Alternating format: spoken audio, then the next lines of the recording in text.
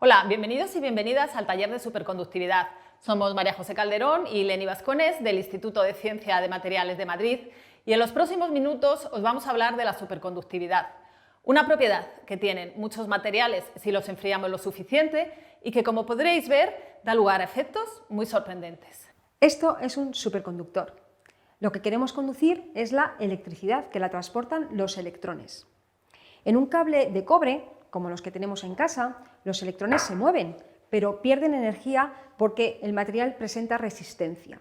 Sin embargo, en un superconductor, la resistencia se anula. Esto quiere decir que los electrones no pierden energía.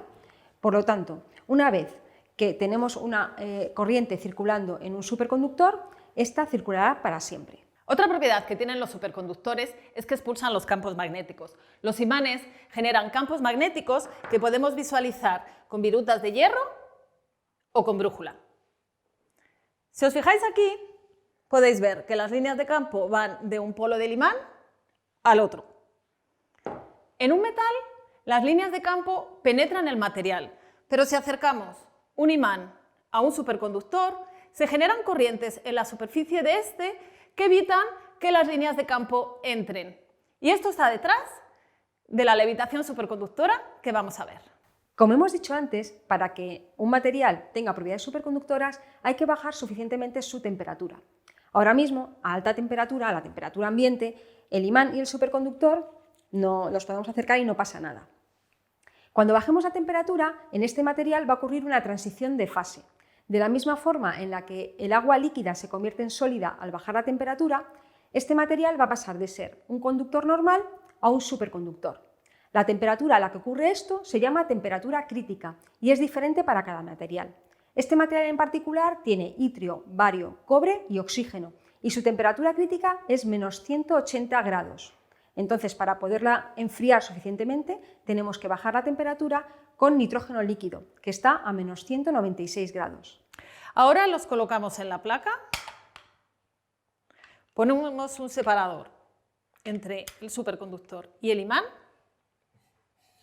y echamos nitrógeno para enfriar. Mirad cómo hierve el nitrógeno y cómo se evapora. Mientras esperamos a que se enfríe el superconductor, dejadme que os cuente unas cosas. El primer superconductor que se descubrió fue el mercurio, en 1911. Lo descubrió Heike Kamerlingh-Onnes en Leiden, Holanda. La temperatura crítica del mercurio es menos 269 grados, que está muy cerca del cero absoluto, que está en menos 273. Después, en las siguientes décadas, se siguieron descubriendo superconductores con una temperatura máxima de hasta menos 250 grados. La teoría que explicaba la superconductividad de estos primeros materiales la formularon Bardeen, Cooper y Schrieffer en la década de 1950. Descubrieron que los superconductores son materiales en los que la física cuántica da lugar a que los electrones decidan formar parejas y que estas parejas se comporten de una forma muy diferente a los electrones aislados. A las parejas de electrones se les llama pares de Cooper.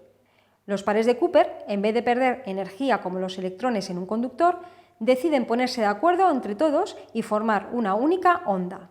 Esta onda permite que se conduzca la electricidad sin pérdidas de energía. Parece muy raro que los electrones formen pares porque tienen la misma carga eléctrica negativa y se repelen. Lo que vieron Bardeen, Cooper y Schrieffer es que los electrones se atraen gracias a la interacción de los electrones con los átomos del material. Esta teoría funciona en muchos superconductores, pero no en todos, como por ejemplo en el que tenemos aquí, que es un cuprato. A los cupratos les llamamos superconductores de alta temperatura, aunque no lo son a temperatura ambiente. Aún así, sus temperaturas críticas son mayores de lo habitual y en muchos casos están por encima de la temperatura a la que hierve el nitrógeno líquido. Los cupratos se descubrieron hace más de 30 años y se ha hecho mucho esfuerzo por entenderles, pero todavía no sabemos por qué superconducen. Sabemos que los electrones forman pares, pero no tenemos claro por qué. Bueno, ya ha terminado de enfriar el superconductor, entonces vamos a quitar el separador. A ver, ¿nos atrevemos o no? ¿Qué pasa? A ver, ¡Wow! Mirad cómo flota el imán. Pero es que no solamente está flotando, sino que la distancia se ha quedado fijada por el separador y si ahora yo intento cambiar esa distancia, no puedo. O Si intento moverlo, no puedo. Antes hablábamos de que los superconductores expulsaban los campos magnéticos.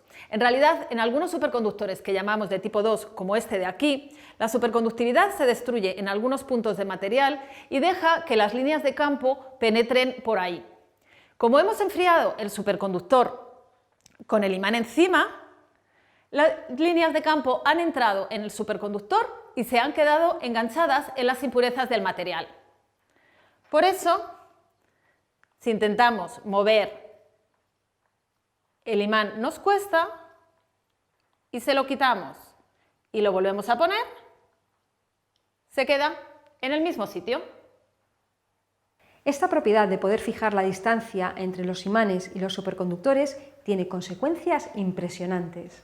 Estas nos las va a enseñar nuestro amigo, el fantasma Cooper, que se llama así por el científico que le puso nombre a los pares de Cooper. Aquí tenemos una vía hecha de imanes que están dispuestos de forma que el campo magnético es el mismo en todos los puntos del trayecto. Y dentro del fantasma tenemos un superconductor, igual que el que hemos enfriado antes. Así que ahora vamos a poner nuestro separador, el fantasma y enfriamos.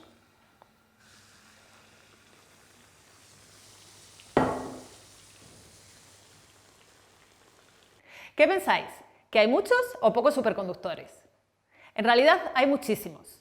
Materiales como el aluminio que usamos en las latas de refresco o el plomo son superconductores, pero solo si bajamos muchísimo la temperatura.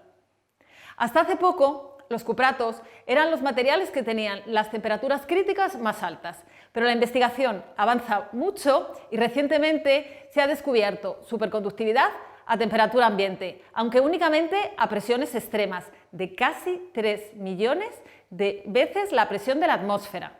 Así que solo podemos tenerlo en condiciones de laboratorio muy especiales. Volvemos ahora a nuestro superconductor, que está dentro del fantasma Cooper. Recordad que el superconductor es un cuprato con una temperatura crítica de menos 180 grados. Ahora le ponemos la cabeza.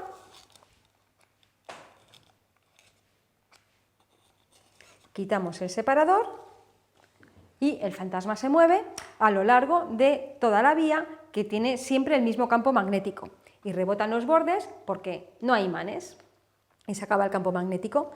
Esta situación en la que vemos que la distancia entre el imán y el superconductor no cambia nos permite además hacer cosas mucho más impresionantes. Por ejemplo, le podemos dar la vuelta. ¿Qué? ¿Nos atrevemos? Bueno, vamos a ver. Aquí lo tenemos. ¿A qué es impresionante? También podemos hacer un tren lateral.